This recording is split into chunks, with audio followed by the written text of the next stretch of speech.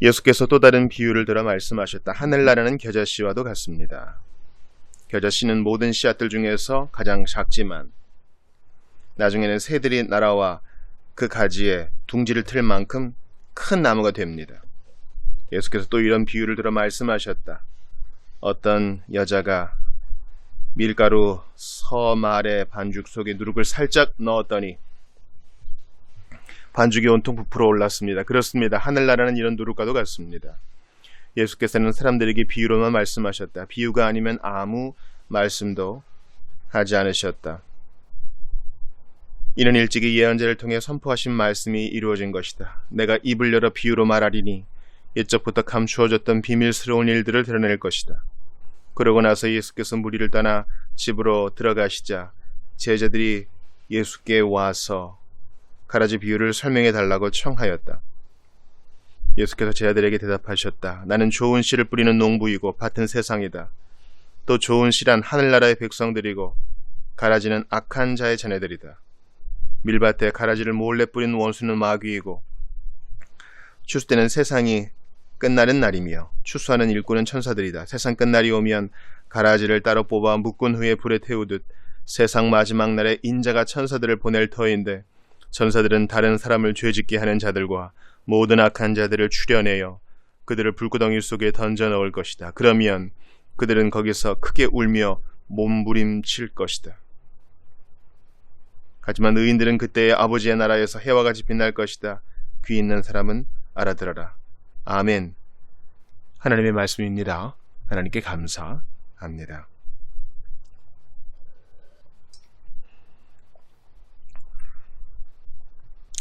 아, 36절 이하는 밀과 가라지 비유, 알곡과 가라지의 비유에 대해서 지난 시간에 나누기는 했습니다. 조금 보충을 하죠.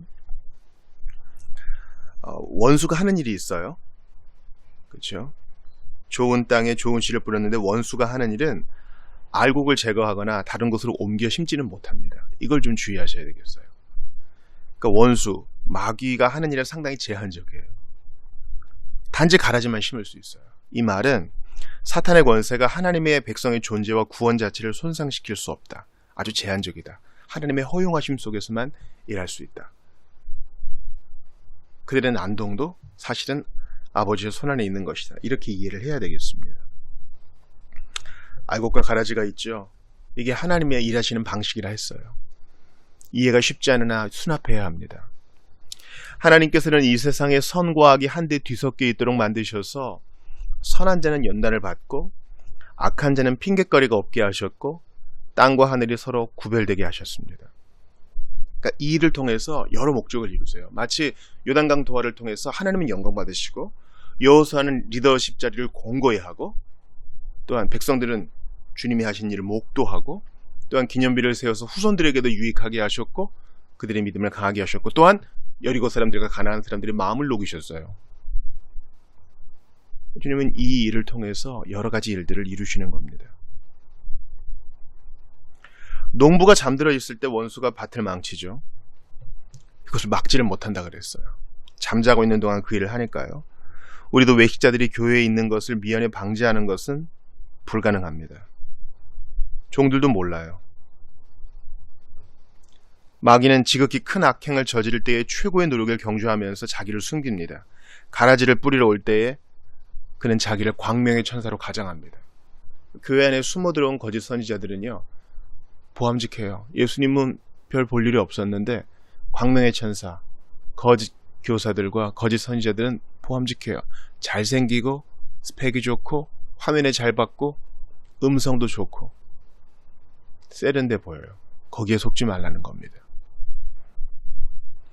원수가 가라지를 뿌려놓고 아무 일도 하지 않은 것처럼 가버립니다.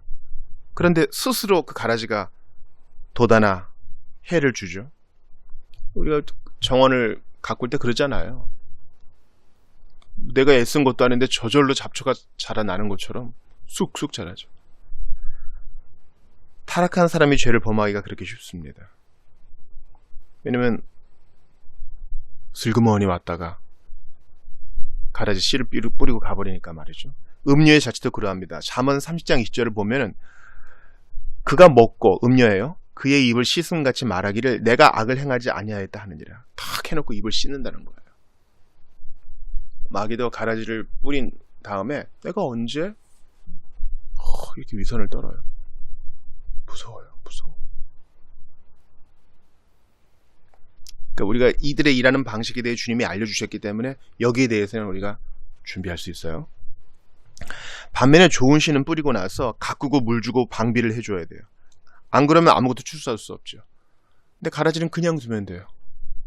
우리 땅에 있는 걸 쏙쏙 뽑아 먹으면서 특별히 돌봄 주지 않아도 쑥쑥 자랍니다. 그러므로 이런 사실을 기억하면서 악한 자가 타락하는 것은 그냥 두면 되는 것이고 신자가 믿음 안에 자라는 것은 돌봐주고 물 주고 햇볕 가려주고 벌레 잡아주고 여러 품이 들어갑니다. 이 사실을 기억하면서 복음 안에서 애쓰고 노력하고 힘써 주시기를 부탁드려요. 26절 그 윗절을 보니까 싹이 날 때에 싹이 나고 결실할 때에 비로소 가라지가 보였다 그랬습니다. 사람 마음속에 있는 그럴듯한 겉모양 속에 오랫동안 감추어져 있던 은밀한 악이 굉장히 많지만 마지막에 가서는 다 드러납니다. 하나님의 시간 안에서 감추어질 게 없어요. 악행한 거 다 드러납니다. 지금 세상 사람들 거짓말하고 뻔한 것들 거짓말로 감추죠. 다 드러납니다. 망실당할 날이 와요. 조심해야 됩니다. 29절에 가만두라 가라지 뽑다가 곡식까지 뽑을까 염려하느라 주님 말씀하시죠.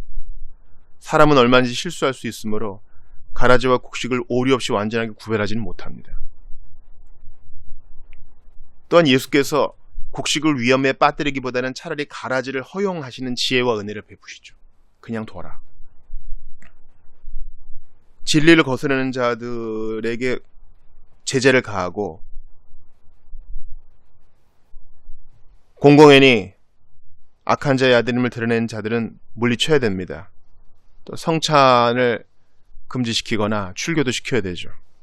권징을 해야 됩니다. 그러나 이 권징을 시행할 때 규정 자체에 실수가 있을 수 있고 그것을 시행하는데 지나치게 세밀하게 나머지 경건하고 양심 있는 많은 신자들을 괴롭힐 수도 있다는 겁니다. 그러므로 교회 안에서 권징 시행할 때는 크게 조심해야 됩니다. 가라지를 뽑다가 알곡도 뽑을까 내가 염려하노라. 주님 말씀하셨기 때문이에요. 그래서 교회 개혁하시는 분들 중에 정관을 세밀하게 만들고 우리는 권징을 행하는 기관입니다. 그래서 매 주보마다 수찬정지, 출교자 명단을 내는 게 능사가 아니라는 거예요. 10년에 한 번, 우리의 세대 가운데 한 번 권징을 행하더라도 그것을 가지고는 있어요. 원칙은 지켜요. 그러나 중용, 관용해야 됩니다. 크게 조심해야 됩니다. 그렇지 않으면 곡식이 뽑히거나 땅에 짓밟힐 수도 있기 때문입니다. 위로부터 난지에는 야고보서 3장 17절이에요. 위로부터 난지에는 첫째 성결하고 다음에 화평해요. 그러므로 우리가 권징을 시행할 때에도 화평을 깨뜨리지 않는 수준 안에서 정말 지혜롭게, 예술이죠. 잘해야 돼요. 어제 말씀드렸다시피 은혜의 수단이요. 말씀 세례 성찬이 각각 33%의 지분이 아니라 그랬어요. 다 말씀 안에 종속되어 있어요. 마찬가지로 교회에 표지가 있죠. 말씀과 성찬과 권징이라고 우리가 보통 해요. 근데 말씀 33%, 권징 33%, 바른 세례와 성찬을 베푸는 거, 이게 33%, 이게 아닙니다. 모든 것이 하나님 말씀 속에 종속되어 있어요. 그러므로 교회 개혁을 한다 그러놓고 권징을 제일 앞에 내세우지 마세요. 이건 전쟁도 마찬가지죠. 우리나라를 보호하는 데 목적이 있는 것이 침략 전쟁을 위해서 군대를 키우는 거 아닙니다. 군대 키우는데 돈 많이 들고, 그렇다고 또 군대를 다 해산시켜봐요. 금방 주권 잃습니다.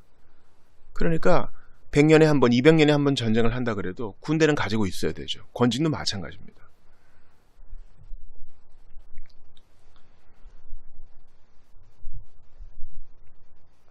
거역하는 자를 끊어낼 것이 아니라 온유함으로 훈계할 필요가 있습니다. 계속해서 은혜의 수단 아래 있으면 가라지가 좋은 것이 될 수도 있어요. 처음에는 오리가 뭐 이렇게 생겼어 이런데 알고 보니 백조였던 걸 수도 있는 거예요. 그러니까 우리 눈으로 다 파악이 안 될 수 있어요. 주님이 그냥 두라 하시니 인내해야 됩니다. 이제 오늘 본문에 보니까 겨자씨의 비유, 또 누룩의 비유 말씀하시죠. 둘 다 같은 거예요. 복음은 점진적으로, 그러나 조용히 아무도 모르는 사이에 역사하여 성공을 이룬다는 겁니다. 그 당시에 이스라엘 안에서는 겨자씨가 제일 작은 씨다 이런 통념이 있었어요. 물론 과학적 용어로는 겨자씨보다 더 작은 씨앗이 있어요. 주님이 의도하시는 바는 그 당시 사람들이 다 인지하고 있는 바 겨자씨를 예로 들어서 이게 복음의 원리, 하나님 나라의 원리라는 겁니다. 세상을 보세요. 나팔 불고 광고하고 소리치고 또 빅데이터라 그러죠. 알게 모르게 우리 의식을 조종하려 합니다. 우리의 구매 의욕을 조정하려고 합니다. 여러분, 세상이 우리보다 더 지혜롭고 더 성실해요. 자기 목적을 이루기 위해서. 그리고 우리가 하는 일들을 돌아봐요. 영적인 일들은 좀 매가리가 없는 것 같고, 약간 비전문가들이 하는 것 같고, 왠지 일관성이 없는 것 같고, 왠지 이류 같고, 그러나 그런 믿음 다 저버리세요. 오늘 주신 비유의 말씀을 마음에 새기세요. 우리가 믿음 안에 거하고 있으면 하나님 나라는 겨자씨처럼, 복음의 증진은 누룩처럼 그렇게 왕성하리라. 그 나라 왕성하리라. 우리가 뒤로 물러가지 않으면 이 일 이루어질 것입니다.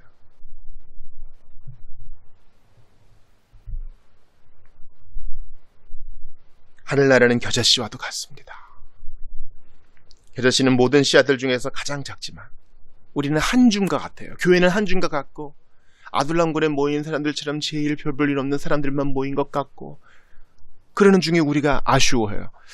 좀 능력 있는 사람 좀 있으면 좋겠다. 인지도 있는 사람이 있어서 교회에 오면 이렇게 성공도 하고 명예도 갖고 돈도 있어. 근데 하나님은 꼭 그렇게 일하지 않으시는 것 같아요.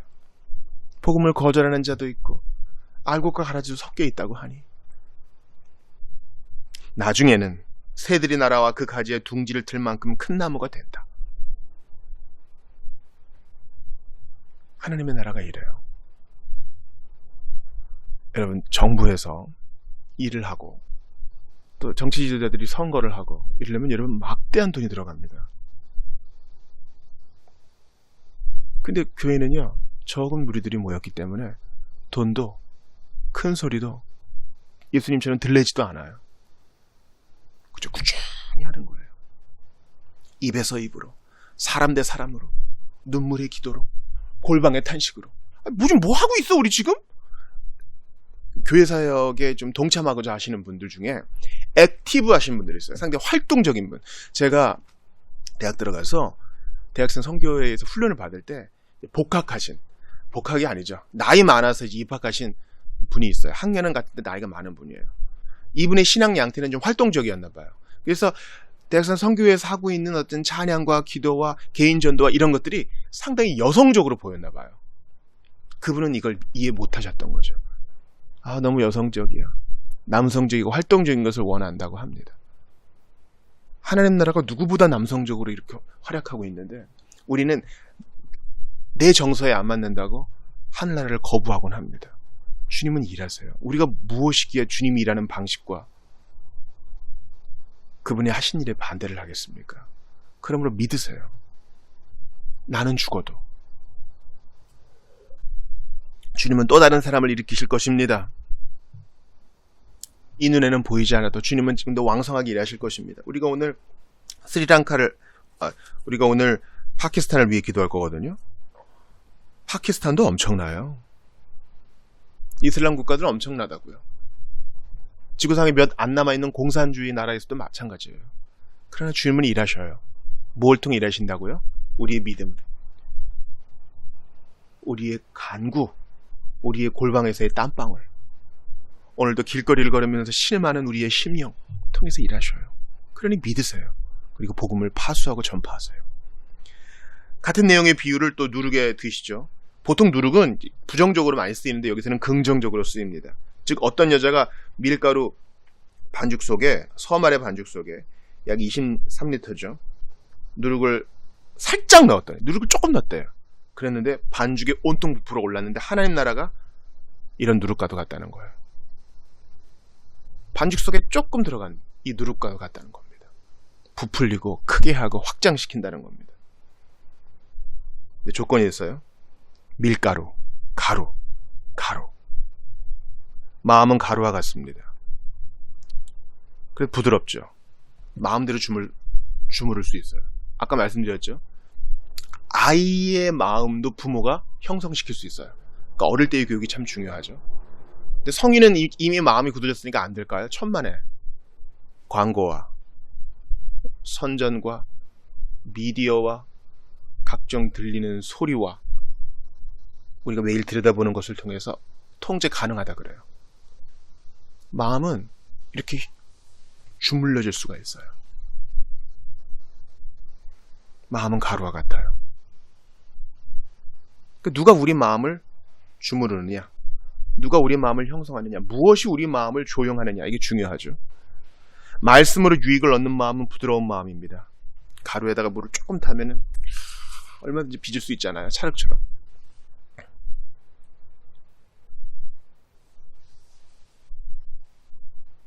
갈아놓지 않은 그냥 맹곡식 푸석푸석한 거에다가 누룩 넣으면 아무 효과 없습니다. 그냥 다 흩어져 버리죠. 뭉치지질 않아요. 부풀지도 않고요.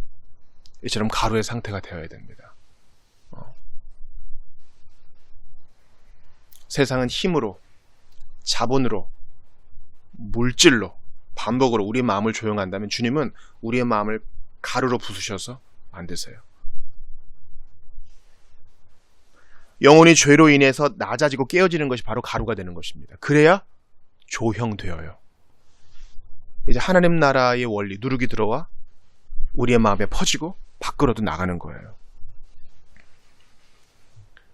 우리의 마음에 가루가 되지 않으면 복음이 아무런 역사하지 못합니다. 율법이 마음을 갈아놓습니다. 그라인드하죠. 그 다음에 복음의 누룩이 넣어줘야 됩니다. 그러니까 율법으로 죽이고 복음으로 살린다. 율법으로 아프게 하고 복음으로 새롭게 한다. 여러분, 예배할 때 양가 감정이 있어야 돼요. 이중인격이 되라는 뜻은 아니에요. 율법으로 인해 마음이 아파야 돼. 동시에 잘 들으세요. 복음으로 인해 새롭게 일어나야 돼. 이게 있어야 돼요.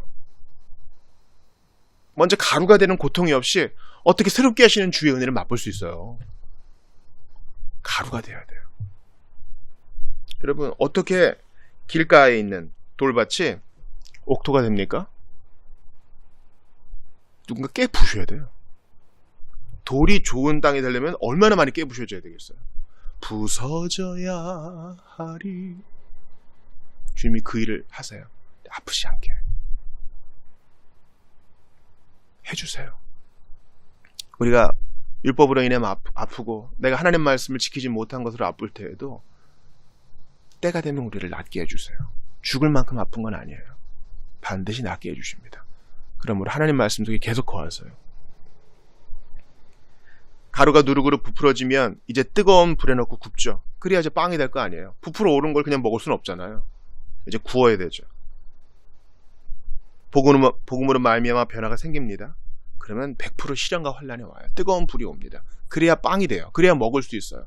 오스왈드 챔버스가 우리는 세상을 위해 부어지는 포도주요. 세상을 위해 뜯겨지는 빵이 되어야 된다. 그리스도의 성육신이 우리 안에서도 이루어져야 된다 그러죠. 근데 세상을 위해 부어지려면 포도가 으깨어져야 되잖아요. 또 빵이 떼어지고 그 전에 빵이 구워지려면 불 속에 들어가야 되잖아요. 그러니까 주님의 식탁에 합당한 떡, 세상을 위한 빛과 소금, 세상을 위한 합당한 떡이 되기 위해서는 시련과 환난이라는 구워지는 과정이 필요해요. 누룩이 들어가서 커졌다 이때 신나요.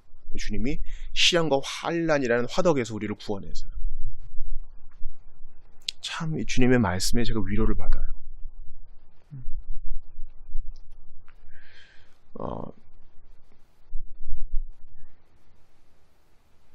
하나님 말씀을 준비하는 것은 고통입니다. 전하는 것은 참 즐거움인데요.